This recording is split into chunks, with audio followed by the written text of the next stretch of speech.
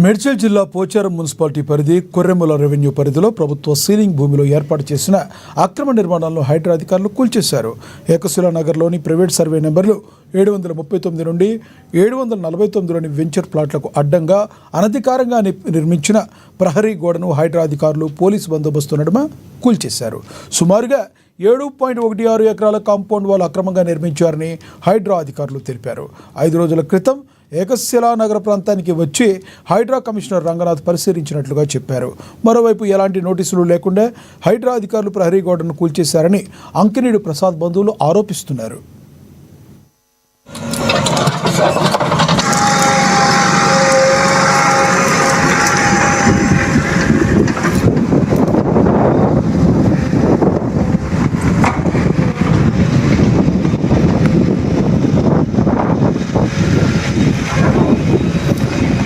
ఇక్కడ ఆవులు కుక్కలు నా ఫామ్ హౌస్ ఇలా ఏం ప్రాబ్లం ఉన్నదో మాకు నోటీస్ కానీ మాకేం చెప్పలేదు చేయలేదు.